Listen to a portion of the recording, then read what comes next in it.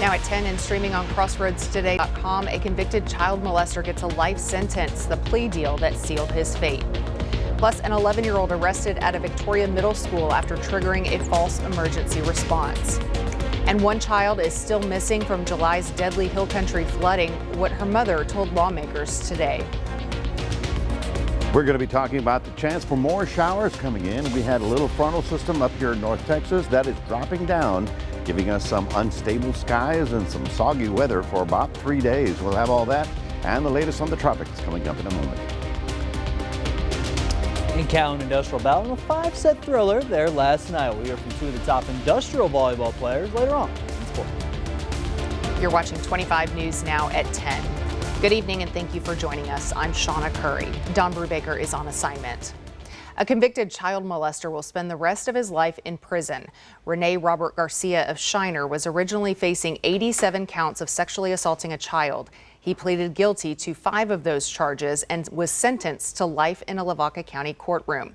As part of the deal, Garcia must also pay $5,000 to Victim Services in Lavaca County and follow a lifetime protective order, meaning no contact with his victims or anyone under 18. Under Texas law, a life sentence makes him eligible for parole after 40 years. A man is arrested after police swarm a local Victoria business near Salem and Navarro. Officials say 30-year-old Jonathan Valiz, who lives in a storage area behind Valiz Collision Center, came into the office displaying a handgun. Employees had an earlier run-in with him and feared for their safety. Police evacuated staff and surrounded the building, talking Valiz into coming out. He is now in custody facing charges including disorderly conduct, resisting, and evading arrest. An arrest at Cade Middle School this morning. The Victoria County Sheriff's Office says an 11-year-old boy made a statement claiming to have a weapon on campus. After investigating, no weapons were found. The student was arrested for making a false report to induce emergency response.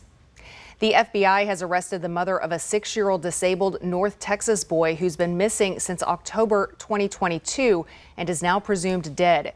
Cindy Rodriguez-Singh faces a capital murder charge along with charges of fleeing to avoid prosecution. She vanished to India with her husband and other children just days after police first checked on her son Noel. After months of searching and adding her to the FBI's 10 most wanted list, agents finally tracked her down. Here are some of the top headlines in the Cuero Record. DeWitt County Commissioner's Court approves the 2025 tax rate. Adoption of the budget is next. Plus, 4 local 4-H members competed at the Texas State 4-H Horse Show. To read these stories and more, visit DeWittCountyToday.com. Midcoast Family Services has received a generous donation to help feed those in need. 25 News Now reporter Ray Mosley has more. Since FEMA eliminated the food budget from the Midcoast Family Services, Chief Executive Officer Jenny Stafford says she's had to make an adjustment to her budget, which affects how Midcoast is able to distribute their meals. But a $5,500 donation from the DTAR healthcare system will go a long way to help feed those in need at the Midcoast Resource Center. Without a food budget, we were really in a pinch trying to figure out where to get that money from. Midcoast Family Services provides 3 meals a day for more than 40 people each day. Before the assistance from DTAR, Stafford was faced with the possibility of cutting back on those everyday meals. It just means the world to know that there are people out there that once they hear of a need, they were like, I can do that, I want to help. And it helps our bottom line, but it also helps our spirits. And it helps our client spirits to know that we've got good, nutritious, yummy meals, and that the community has stepped up to help make sure that that's available for them.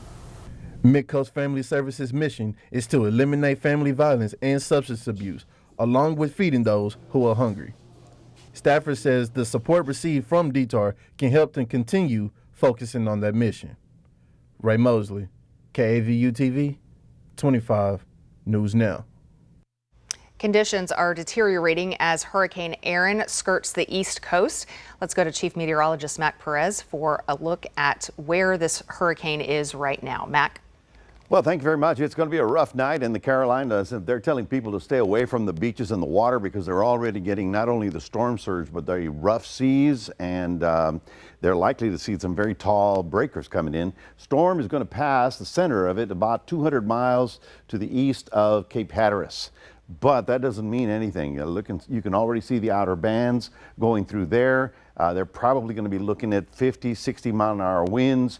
And right now they've just got some tremendous surge of moisture and surf that's really pounding the outer coastlines. Of course, you know, barrier islands, kind of like Padre Island, the water goes up and over it, and there's a lot of homes there. So we're going to see how things will turn out for tomorrow morning.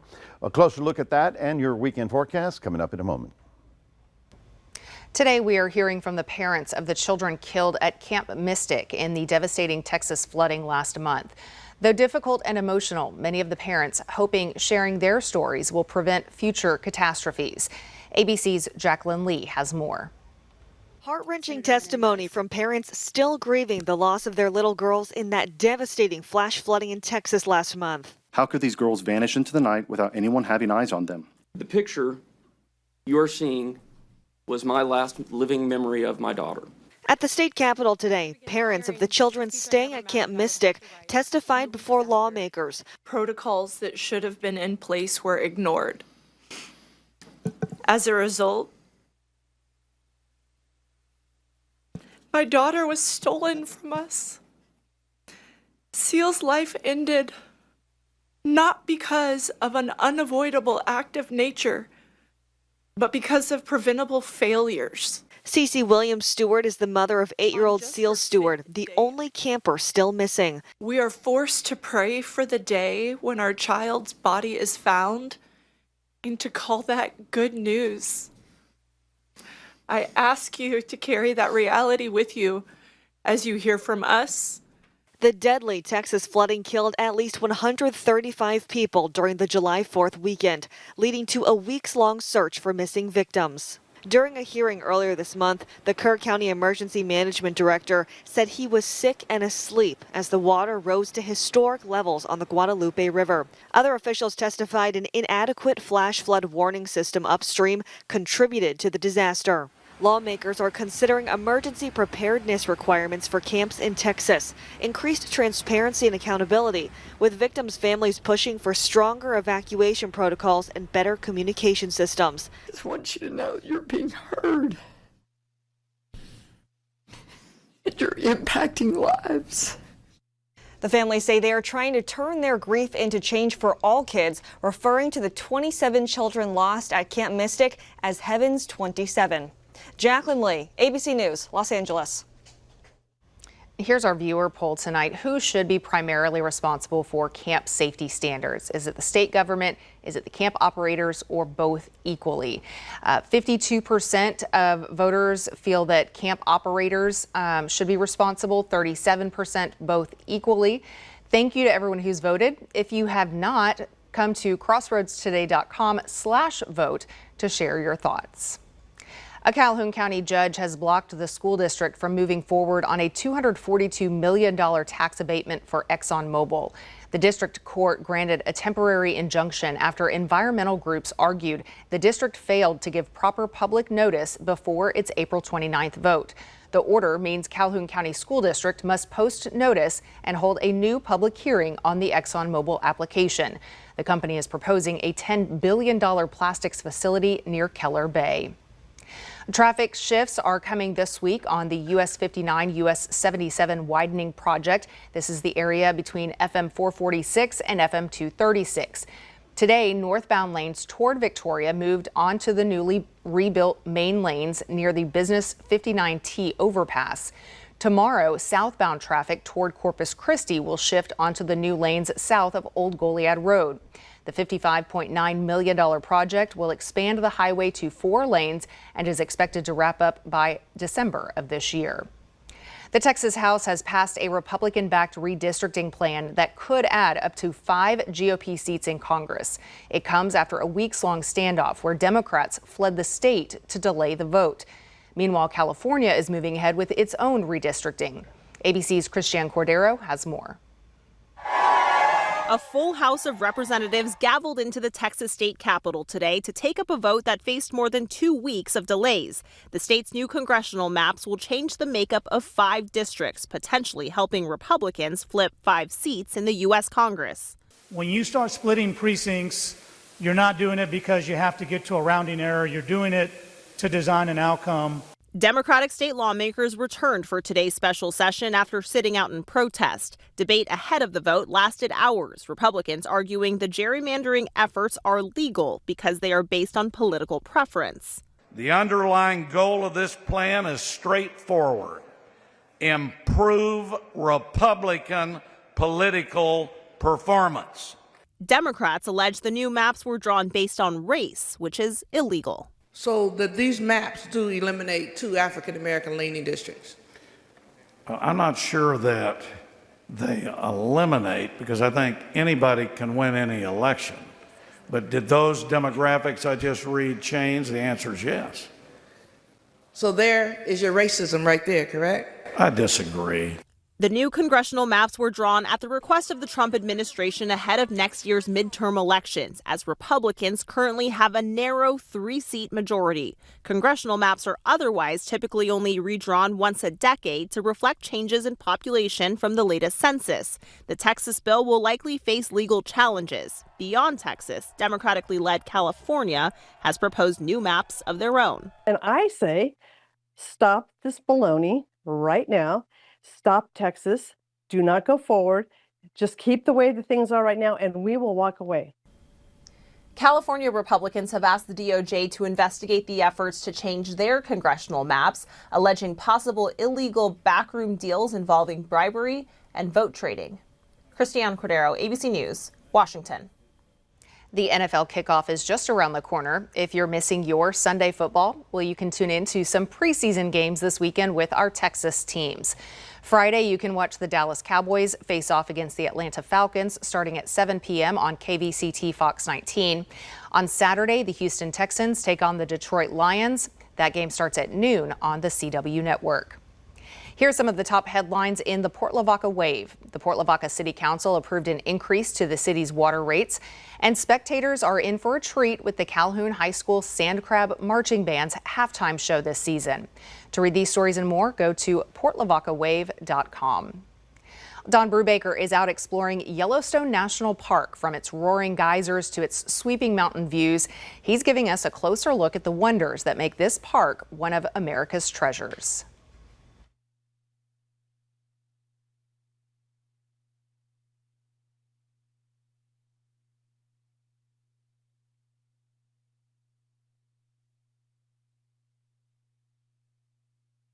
Howdy folks, we are here for our first full day at Yellowstone National Park. A couple of things to talk about. Right after we had dinner here at the park, right near our cabin, a couple of elk dropped by to say hi. That was nice of them. And then on our way around the park today, a bison wanted to get in the way of our bus. I could not get any closer on this video to shooting him because they said otherwise we'd be in danger. We didn't want that. All right, now we have an exciting day today, including stops at Artist Point. We also had stunning views of upper and lower Yellowstone Falls, as well as the multicolored Grand Canyon of the Yellowstone. And our scenic drive continued through Hayden Valley, a haven for wildlife with lush forests. And we are here with Kay Beeman from Victoria. She's enjoying this tour. What's the biggest and best thing you've seen on this tour so far? Well, I'll tell you, when you're standing on the road and you're standing on one side of the road and the bison is on the other side of the road staring at you, that was pretty exciting.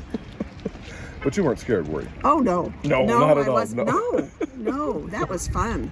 Excellent. Thank you, Kay. And more coming this week. I'm Don Brubaker, KAVU TV 25 News Now. Your news, weather, and sports is streaming 24/7 on crossroadstoday.com. Stay with us. Coming up on 25 News Now at 10, America's museums are facing new criticism from the White House. Why it's stirring concerns about censorship. Plus, NOAA is scaling back its future satellite program, a move that could impact tracking weather, air quality, and the oceans.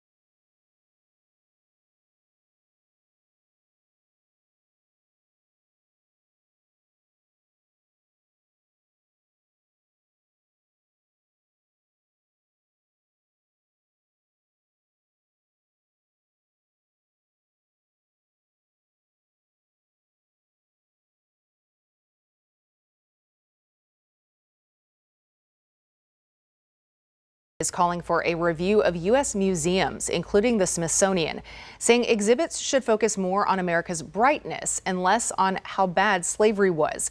ABC's Christiane Cordero has more from Washington. Today, America's museums are on notice. President Trump says he has directed his attorneys to review and get rid of exhibits that he disagrees with, specifically calling out the Smithsonian Museum and claiming it is out of control, where everything discussed is how horrible our country is, how bad slavery was, and how unaccomplished the downtrodden have been. We want the museums to talk about the history of our country in a fair manner, not in a woke manner or in a racist manner. This latest move follows an executive order the president signed in March that directed the Smithsonian to, quote, celebrate American exceptionalism and remove divisive or partisan narratives. Last month, the museum removed references to Trump in an exhibit about presidential impeachments. They were later restored with changes.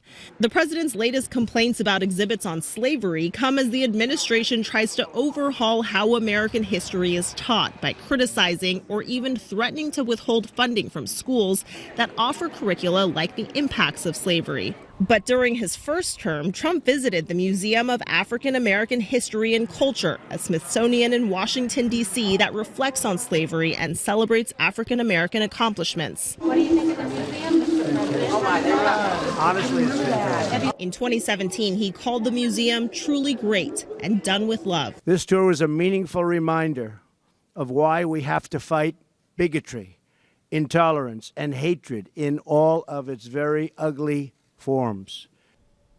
It's unclear whether Trump has the authority to tell any museum what to put on display. The American Alliance of Museums says no president has such power, warning Trump's order represents a growing threat of censorship against American museums.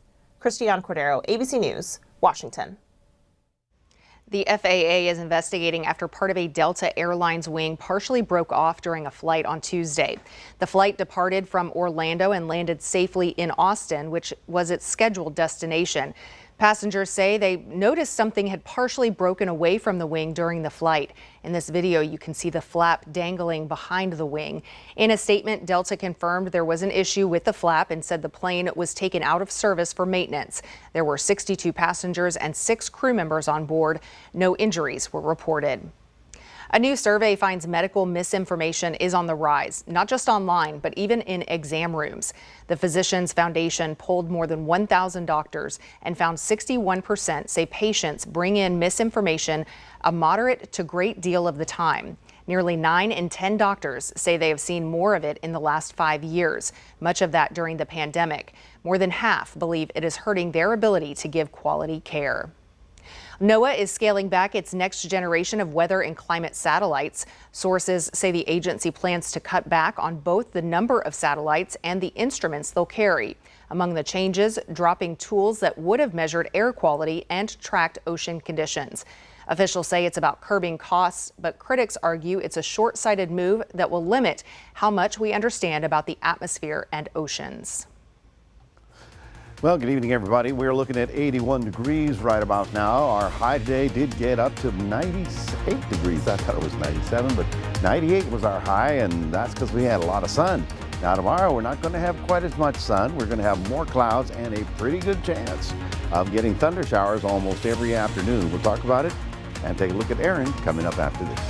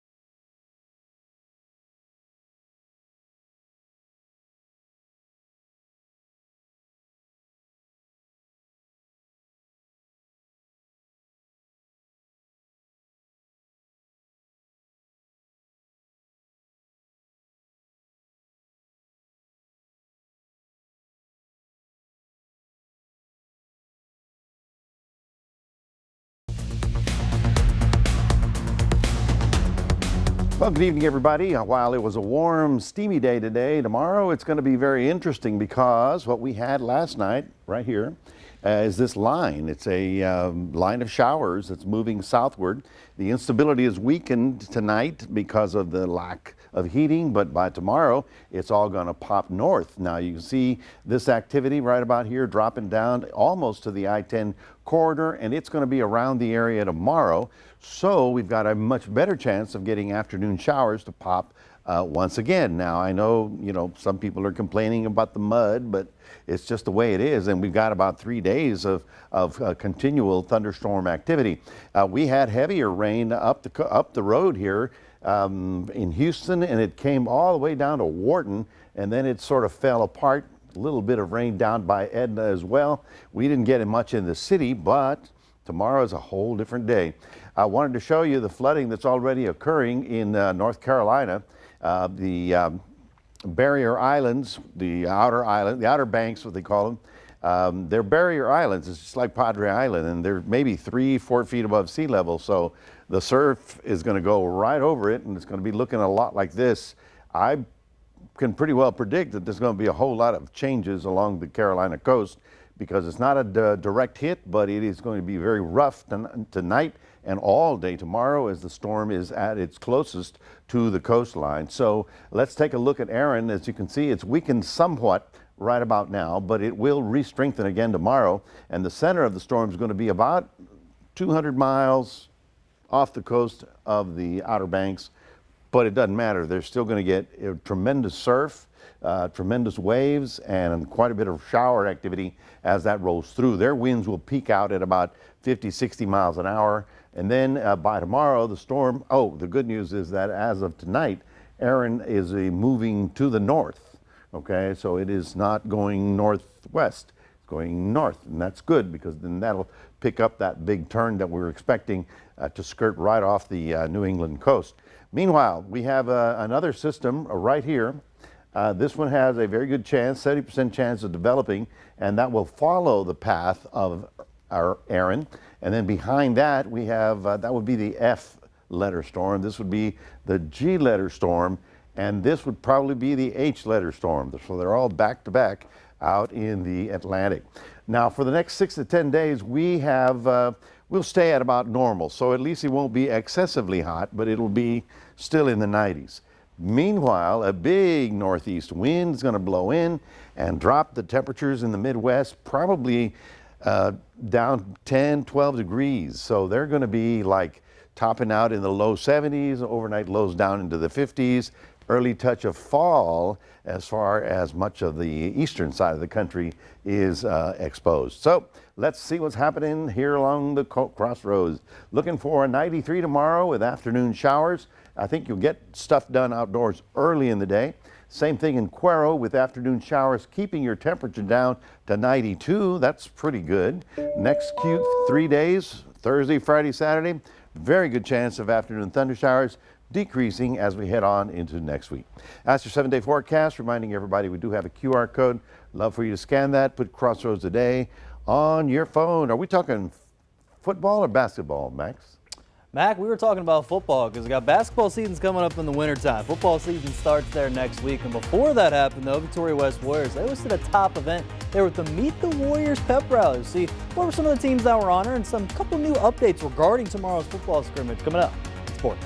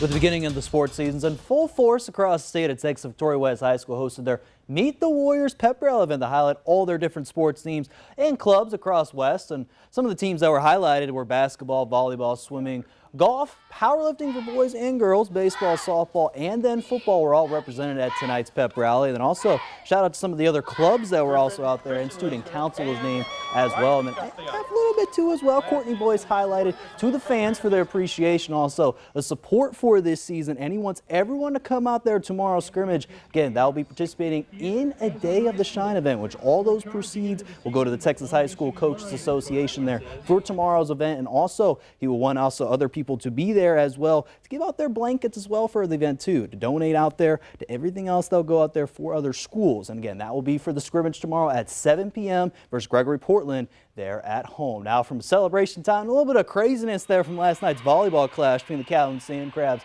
and the Industrial Cobras. Went to 5 sets as the Cobras survived, winning 17-15. For our 25 News Now Sportscast at 6 p.m., we heard from the Calhoun Sand Crabs volleyball team. Now going over to hear from the Industrial Cobras volleyball team as they beat Cuero as well there yesterday in straight 3 sets with top players Ivy Sanchez and Kylie Shavoda. Both were talking about two key aspects from getting these two key victories there from last night. It's definitely a big role in the game. We run the offense, and I think coming in with a good attitude and hyped with our teammates and just making sure we're all hitting our jobs correctly. We attempted to up our communication a little bit more to get us more pumped up and celebrate more after our points, and we focused more on more aggressive serves to get them out of system. Shavoda and Shantes agreed both these victories, they look to improve on those kind of aspects they mentioned. Going in tournament breaks, they travel out to Bastrop for a tournament starting tomorrow and going over there to Saturday. And over to St. Joseph Flyers volleyball a couple days ago, Maylee Montgomery committed to Concordia University to play volleyball at the next level and pursue academics. And Montgomery heads one of the top middle hitters and middle blockers for the Flyers this season. Describes how she feels committed to Concordia University and what were some of the factors for making this decision. I'm excited to have a teammate that I know personally or around me that I can get to know better. It's very family oriented, so that's what I really like about it. I'm a very big family person, and the academics, they have my major, they have my minor, so I'm all set with that. And then the sports, big part.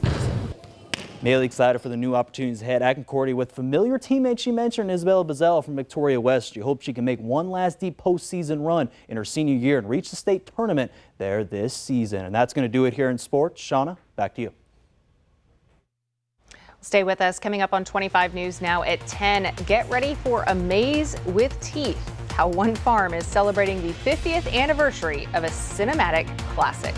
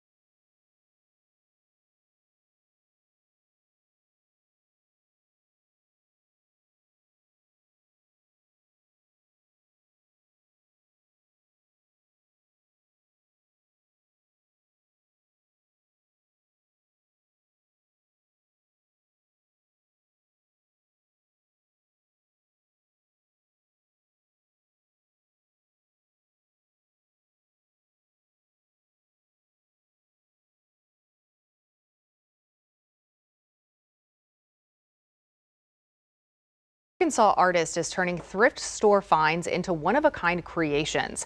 Jason Jones has spent more than a decade taking old paintings and adding his own twists, like robots shooting rainbows or even tacos for the Mona Lisa. He started back in 2011 just looking for cheap frames, but one robot doodle changed everything. Now his pieces sell for up to $1,500. Jones calls art his therapy, especially after learning that he was on the autism spectrum 2 years ago. Wow. Today, his signature style is recognized nationwide, and he says he's just grateful to do something fun every day. Pretty neat. Well, students at one Texas university will not have to take a road trip to satisfy their Buc-ee's cravings. Starting August 20th, students can stock up on Buc-ee's favorites, even Buc-ee's merch, at 3 on-campus stores at Texas A&M University. The deal makes A&M the only spot outside Buc-ee's travel centers where fans can grab the chain's famous snacks. Buc-ee's founder and Aggie alum himself called it special to bring a little bit of Buc-ee's to the heart of the campus. I mean, who doesn't like Buc-ee's? So there's a Buc-ee's on campus. 3 locations on campus. Unbelievable. No gas, though. You won't need it. You can walk from one to the other. That's pretty cool, though. You've got to admit. That's a real Texas thing right there. Anyway, folks, we've got a better chance of getting thunder showers every afternoon for Thursday, Friday, and Saturday as a weak frontal system sort of wobbles into the area. It's not a huge front, but it will give us a chance to get out of the upper 90s and down to about 90 as we get into the weekend. All right. Well, there may not be an ocean nearby, but a corn maze in Kentucky is celebrating a movie classic. This is Amazing Farms in Mayfield, Kentucky. Every year, their unique corn maze designs offer family-friendly fun, and this year they are celebrating the 50th anniversary of the classic shark film Jaws. Last year's maze featured then presidential candidates Kamala Harris and Donald Trump. The maze opens to the public on September 14th. And I didn't see where he wrote, "We got to get a bigger boat." Right. Is there a boat in there too, or is No, it just but Jaws? the character, the captain's name is, you can see his face there. Yeah, Got to that's get a pretty bigger neat. boat. All right. Well, thank you for joining us. Sunrise starts at 5 a.m. and Jimmy Kimmel Live starts now.